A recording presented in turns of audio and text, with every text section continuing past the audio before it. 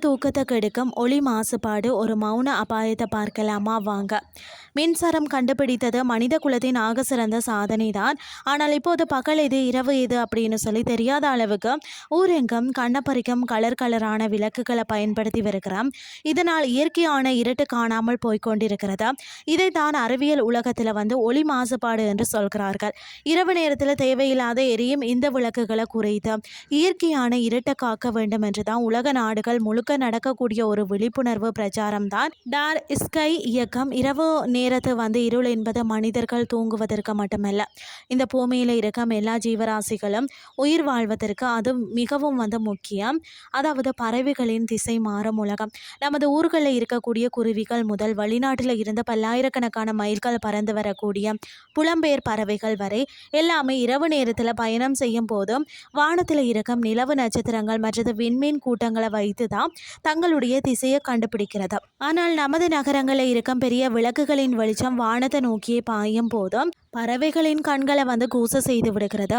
இதனால் திசை தெரியாமல் குழம்பி போய் தான் பெரிய கண்ணாடி கட்டிடங்கள்லையும் மின் கோபுரங்கள்லையும் மோதி லட்சக்கணக்கான பறவைகள் இறந்து போகிறது. செயற்கை வெளிச்சத்தால் பருவகால மாற்றங்களை பறவைகளால் சரியாக கணிக்க முடிவதில்லை.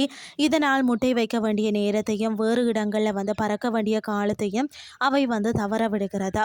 விளக்க தேடி ஓடும், அதாவது வீட்டில் பூச்சி போல அந்த பூச்சிகளும் வண்டுகளும் இந்த அதிக திறன் கொண்ட எல்ஐடி விளக்குகளை பார்த்து தான் நிலா வெளிச்சம் என்று நினைத்து அதை நோக்கி ஓடி வருகிறது. விளக்கை சுற்றி சுற்றி வரக்கூடிய பூச்சிகள் இறுதியில் களைத்து போய் கீழே விழுந்து அதாவது மடிக்கிறது அல்லது அங்கேயே காத்திருக்கும் பள்ளி தவளைகளுக்கு சுலபமாக இரையாகி விடுகிறது. இதனால் பூச்சிகளின் இனம் அழிக்கிறதுனே சொல்லலாம். அடுத்தது பார்த்தீங்கன்னா மினி பூச்சிகள் தங்களுடைய உடலில் இருக்கக்கூடிய மெல்லிய வெளிச்சத்தை வைத்து தான் தங்களுடைய இணையை தேடி கண்டுபிடிக்குமாம். ஆனால் தெருவிளக்கு வெளிச்சத்திற்கு முன்னால் அவற்றின் வெளிச்சம் தெரியாமல் போய்விடுவதால் அவைகளால் இனப்பெருக்கம் செய்ய முடியாமல் மொத்தமாக அழிந்து விடுகிறது. சாண வண்டுகள் பார்த்தீங்கன்னா தங்களுடைய உணவை சாண உருண்டைகளை நேர்கோட்டில் உருட்டி எடுத்து செல்ல ஆகாயத்தில் இருக்கும் பால்வெளி மண்டலத்தின் மெல்லிய வெளிச்சத்தையே திசை காட்டியாக பயன்படுத்துகிறது. ஆனால் நகரத்து விளக்கு வெளிச்சத்தால் அவற்றின் திசை மாறி உணவை சேர்க்க முடியாமல் தவிக்கின்றன. விவசாய பாதிப்பை பொறுத்த வரைக்கும் பூச்சிகள் அழிந்தால் செடி கொடிகள் மகரந்த சேர்க்கை நடக்காது. இதனால் விவசாயமே முற்றிலும் பாதிக்கப்படும்.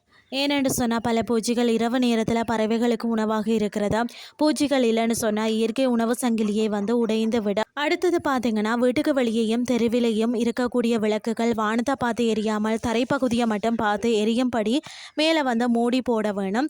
அறைய விட்டு வெளியே வரும்போது விளக்குகளை அணைக்கணும். வெளியில் ஆள் நடமாட்டம் இருந்தால் மட்டுமே எரியும்படி மோஷன் சென்சார் விளக்குகளை பொறுத்தெல்லாம் கண்ணை குத்தக்கூடிய வெள்ளை அல்லது நீல நிற விளக்குகளுக்கு பதிலாக கண்ணுக்கும் இயற்கைக்கும் பாதிப்பில்லாத இதமான மஞ்சள் நிற விளக்குகளை பயன்படுத்தலாம். கோடிக்கணக்கான பறவைகளுக்கும் பூச்சிகளுக்கும் வாழ்வாதாரமாக இருக்கும் இயற்கையான இருட்டை நாம் காப்பாற்றினால்தான் நமது அடுத்த தலைமுறைக்கு குழந்தைகள் வானத்தில் இருக்கக்கூடிய நட்சத்திர அழகை பார்க்க முடியும்.